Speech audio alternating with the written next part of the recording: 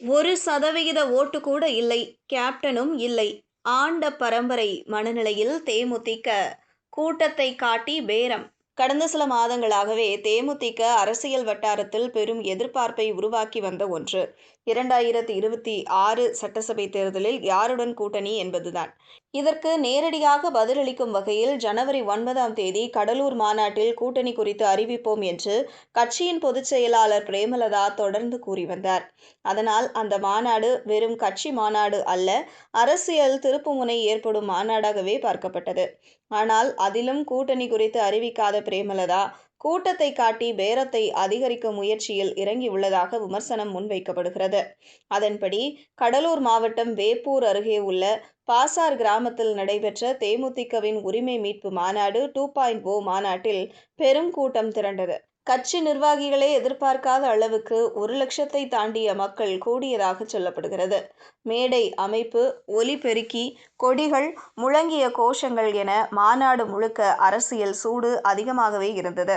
குறிப்பாக 7 மணிக்கெல்லாம் கூட்டணி அறிவிப்பு என்று பொருளாளர் எல்.கே. சுதீஷ் உறுதியாக சொன்னதும் மேடையிலும் கூட்டத்திலும் எதிர்பார்ப்பு உச்சத்தை தொட்டது. ஆனால் நேரம் கடந்தும் கூட்டணி குறித்து எந்த தெளிவான அறிவிப்பும் வராததால் மேடை மீது கவனம் அதிகரித்தது. 8 மணிக்கு பிரேமலதா மாநாட்டு திடலை சுற்றி வலம் வந்தபோது முகத்தில் ஒரு திருப்தியும் உற்சாகமும் தெரிந்தது. அதன் பிறகு அவர் பேசிய பேச்சு எதிர்பார்த்த கூட்டணி அறிவிப்பாக இல்லாமல் அரசியல் கணக்கு போடும் உரையாகவே அமைந்தது. தை பிறந்தால் வழி பிறக்கும். ஆனால் அவசரப்பட்டு முடிவு எடுப்பது அரசியல் புத்திசாலித்தனம் அல்ல. ஆண்ட கட்சிகளே இன்னும் முடிவெடுக்காத நிலையில் நாம் மட்டும் ஏன் அவசரப்பட வேண்டும் என்ற பிரேமலதாவின் வார்த்தைகள் கூட்டணி அறிவிப்பு தள்ளி போனதற்கான விளக்கமாக அமைந்தது. அதே நேரத்தில் நம்மை மதிப்பவர்கள் யார் என்பதை பார்த்து முடிவு செய்வோம் என்ற அவரது கூற்று பேரம் இன்னும் நடந்து கொண்டிருக்கிறது என்பதற்கான மறைமுக செய்தியாகவே அரசியல் பார்வையாளர்கள் பார்க்கிறார்கள். அதே நேரத்தில் இவ்வளவு பெரிய கூட்டத்தை காட்டி பேரத்தை உயர்த்தலாம் என்று மேலிடம் நினைக்கிறது என்ற கருத்துகள் வெளிப்படையாகவே பேசப்பட்டன. அதே நேரத்தில் ஆட்சியில் பங்கு வேண்டும் என்பதையே பிரேமலதாவும் எல்.கே. சுதீஷும் அழுத்தமாக பதிவு செய்தனர். ஆனால் இங்கேதான் ஒரு முக்கியமான விமர்சனம் எழுகிறது. தேமுதிக மேடையில் பேசிய பலர், நாங்கள் இல்லாமல் ஆட்சி அமைக்க முடியாது, 5 சீட்டு 10 சீட்டு எங்களுக்கு தேவையில்லை என்ற ஆண்ட பரம்பரை அரசியல் மொழியை பயன்படுத்தினர். ஆனால் இன்றைய அரசியல் யதார்த்தம் அதைவிட வேறுபட்டதாக இருக்கிறது.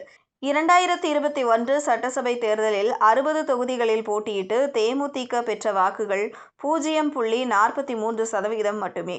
அப்போது விஜயகாந்த் உயிரோடு இருந்தார் என்பதும் மறக்க முடியாத உண்மை.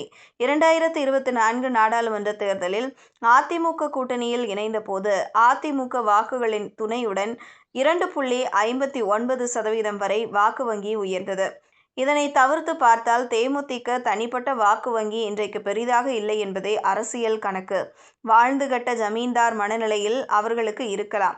ஆனால் 2016இல் கலைஞர் கருணாநிதி அழைத்த போதும் கூட்டணிக்கு செல்லாமல் தங்களே தங்களை ஓரங்கட்டி கொண்டதும் ஒரு வரலாறு. இன்றைய சூழலில் நாங்கள் இல்லாமல் ஆட்சி அமைக்க முடியாது என்று திமுக, அதிமுக இரண்டையும் மிரட்டும் தோரணை கட்சியை அரசியல் நகைப்பிற்கே உள்ளாக்குகிறது என்றே விமர்சகர்கள் சொல்கிறார்கள். யாரும் கூட்டணியில் சேர்க்கவில்லை என்றால் தேமுதிக இன்றைக்கு 0.2% வாக்கு கூட வாங்க முடியுமா என்பதே கடினமான கேள்வியாக இருக்கிறது. மொத்தத்தில் கடலூர் மாநாடு கூட்டணி அறிவிப்புக்கான மேடையாக இல்லாமல் பேரத்தை உயர்த்தும் அரசியல் சிக்னலாக மட்டுமே மாறியிருக்கிறது என்பதே தற்போதைய அரசியல் நிபுணர்களின் கருத்தாக உள்ளது.